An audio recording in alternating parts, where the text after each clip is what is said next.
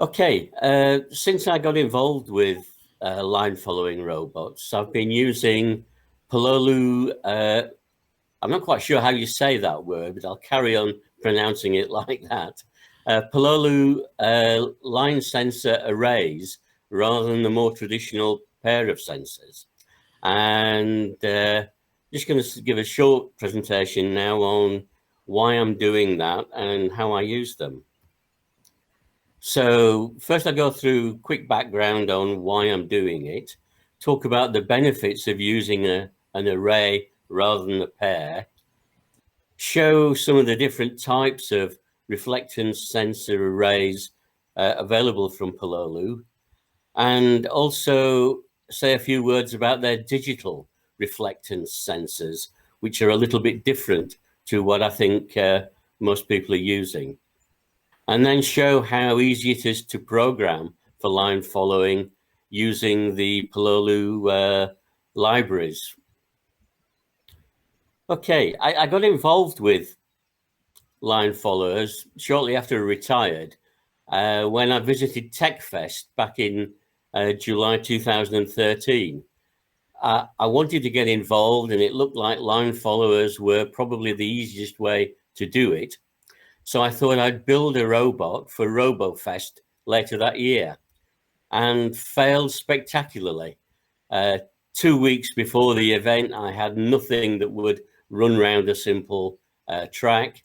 So I bought an off-the-shelf solution, a Pololu 3Pi robot, and took that along to see how it went. Here's a picture of the underneath of that robot.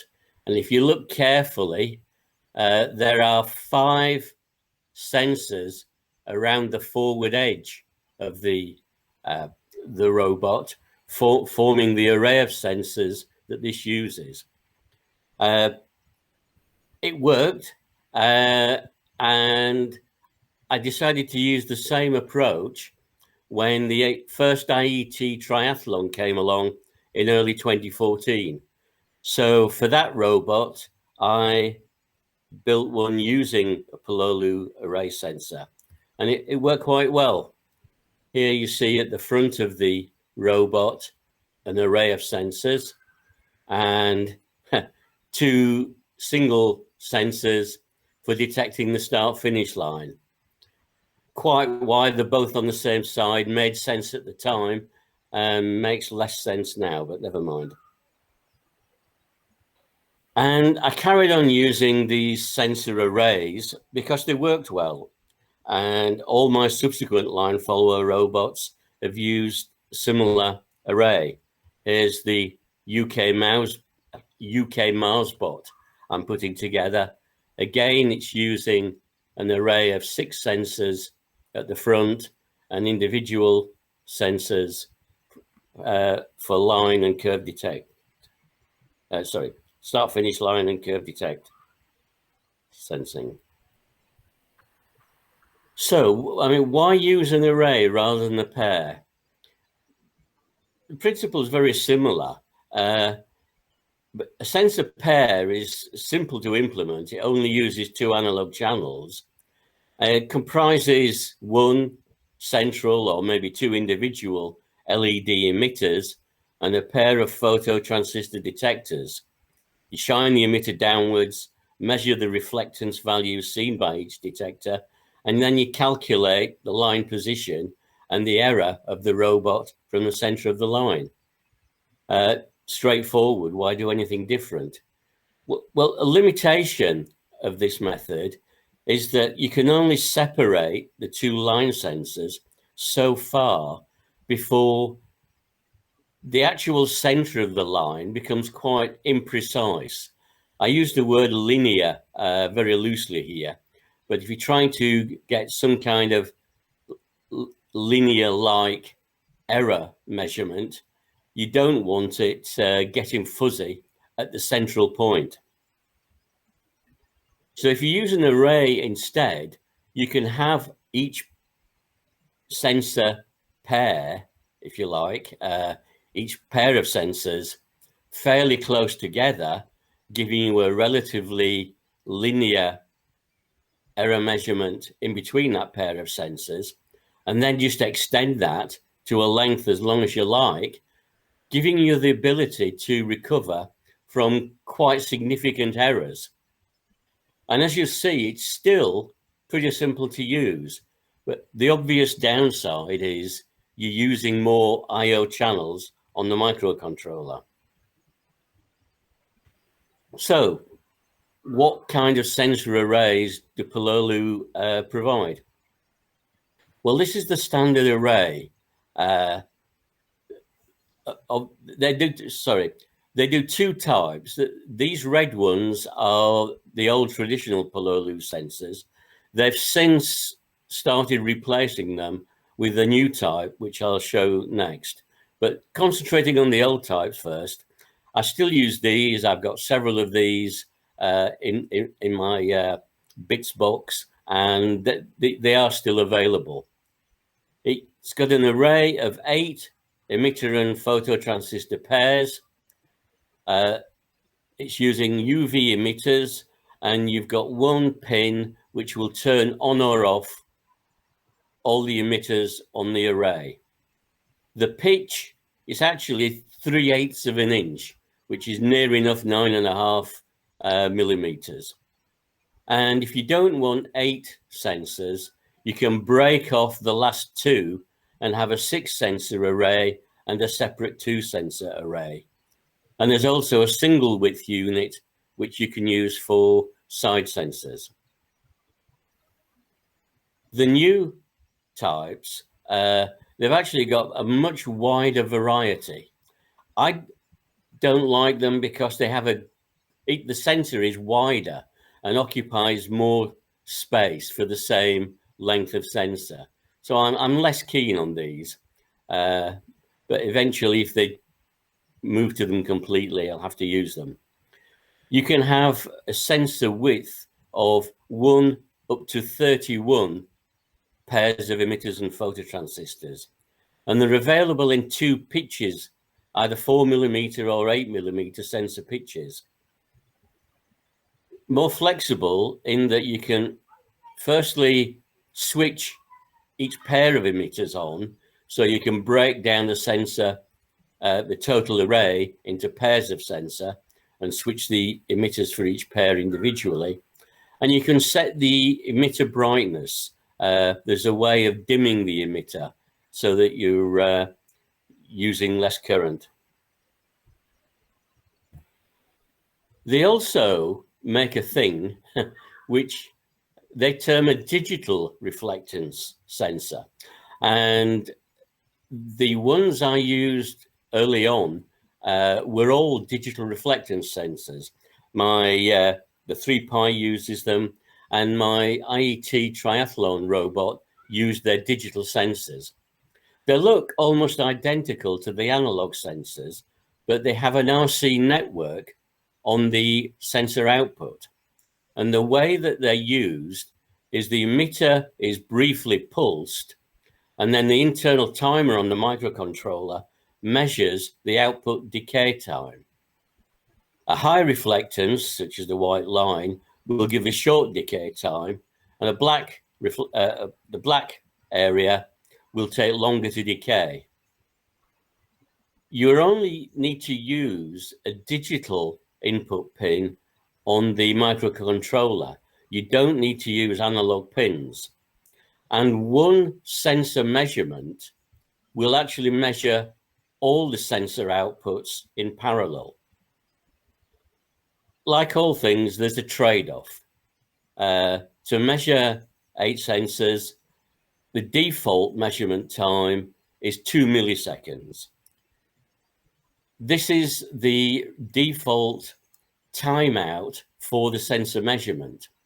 If you're able to handle less dynamic range in the black-white difference, then you can lower the timeout to fractions of a millisecond. At some point, I will look closely at this and do some detailed testing on how much it's worth lowering this default measurement time. but I've not done that yet. I've tended to default to 1 millisecond measurement time for all the sensors. The principle of using the sensor array is pretty much the same as just using 2 sensors. You calibrate the black and white reflectance levels.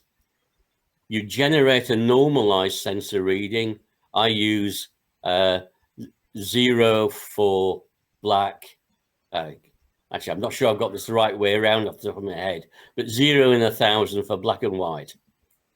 And then calculate the offset of the sensor array from the line sensor and use a proportional differential control loop to correct the position error using the motors.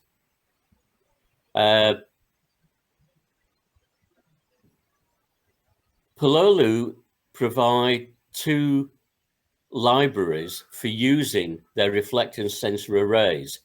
And you can use the same library both for their analog and their digital sensor arrays. They've got one older library written for C and C++, and that's what I used to use when I was doing this 7 or 8 years ago. And then more recently, they've produced an Arduino library for the same sensors, which you can use together with Visual Studio Code and Platform IO. And yet there are functions to calibrate the sensor black and white levels. So you start the calibration, in some way move the sensor around, either manually or get the robot to rotate, which is what I do. And it will generate 2 arrays with a value from maximum, 2 arrays, 1 array for maximum values for each sensor and another for minimum reflectance level. And you can generate a total of 4 arrays, 2 with emitters on, 2 with emitters off. There's a function to read all the sensor values into an array, again, with the emitter on or off. And then you can read out the sensor values, either raw sensor values or normalized sensor values, which are already calibrated using the reflectance levels. And then a very useful function, which will use the information in the sensor arrays to generate a single number, which is the line position. And so if we have an array of 6 sensors, the total value range of that single number is between 0 and 5,000, with 2,500 obviously being the central line position. And the way that the function works is it weights each normalized sensor value by multiplying by the sensor number from 0 to 5 in this case. And then the line position value equals the sum of the weighted values divided by the sum of the unweighted values. I saw an explanation of this separately from the Pololu library when I was looking through everything I could find on Micromouse and saw Peter's article on his website, which he wrote in 2011 for his Micromouse robot Bob. And I'd be interested, once I've finished, which is very shortly, in whether Peter actually ever used that algorithm and how he found it. The result isn't, as Peter says, it's not perfectly linear across that range, 0 to 5,000, but it is monotonic in that as the error increases and decreases, so does the value. Pololu have also added some code to the function to constrain the position value between these min and max values, such that if you go further to the left than the 0 value, then the value will stay at 0. And if you go further to the right of the maximum, it will stay at 5,000, such that if you have a very large position error, your robot should be able to still find the line. So that's it. They work for me, basically. I find that the reflectance sensor arrays are easy to use with the Pololu libraries, and they're incredibly effective, which is why I use them. Okay. Any questions? Chris, thank you. Any questions for Chris? I've got a couple. What do they cost? Oh, that's a great question. I think I paid the last time I bought some not that long since, earlier this year. I found them on Amazon, the old style sensors, and I think I paid something like £8 to £10 for an 8 sensor array. So that it's a more expensive approach. It would probably not be a practical thing for school use. Do I need to turn this thing off? No, you're okay. I'm okay now. Okay. Yeah, good. It's probably not too practical for school use, but I don't find it an outrageous price for building a line following robot for me to play around with. I think their new ones are maybe a bit more expensive, but we're not talking anything greatly different from that figure of about 10 quid for a decent width sensor. Okay. Can I ask a question here, Chris? Yeah. So your positioning of your sensor array would be centrally over the line. Is that where you're putting it? Yes. And it doesn't really matter whether whether you're using an odd or even number of sensors. It all comes out in the maths. Right. And so you have a normalized nominal value that would be the value if you were on the line, and then above that will indicate you're going one way over the line. Absolutely. And below that you're going against the other way. Yeah. Yeah. The value is the number of sensors minus 1. Oh, the maximum value is the number of sensors minus 1 times 1,000. So for 6 sensors, the range is 0 to 5,000. And you'd be looking for 2,500. Position is obviously 2,500. Okay. Thank you. Anybody else? Questions? Peter, did you want to pick up that question from Chris? Yeah. Oh, yeah. Did you ever try this, Peter? Yeah. Oh, yeah. It's in. I've got a line following UKMARSBOT, which uses just 4 sensors for the line, and it does exactly that. Right. Good. And I've just put on the messages a link to the article, which I presume you mean. Looked like 2011 was a busy year for me. I wrote quite a lot of stuff then. And the only comment I would make is, no, 2 comments. One is, for it to work reliably, you need to have the sensor values normalized, as you've done, so that they all give the same peak value over the line. And the other is, where you've got your first sensor multiplied by 0, which still all works peculiarly, but it notionally throws away the information in that sensor. Well, instead of that, you put for the one just to the left, you do minus 500, and the one just to the right, you do plus 500, and then so it'll be plus 500, 1500, 2500. Right? Well, you're not throwing away any information. Well, you're not throwing away the information because the information is still there in the unweighted number, and I would maintain it's exactly the same. Well, perhaps we can discuss this then at some point other than now. But I am more comfortable in doing the weightings from center 0 for 2 reasons. One is I know for a fact it won't be throwing anything away because they all contribute to the sum, and the other is you automatically get a positive and negative number. Yeah. To the offset. So it's saving you an addition, but it's. I had similar reservations at first. I mean, I thought about it and decided that you were really just shifting the numbers, and it was the same method, is the conclusion I came to. But I didn't think about it incredibly deeply. So I wouldn't argue the point too strongly.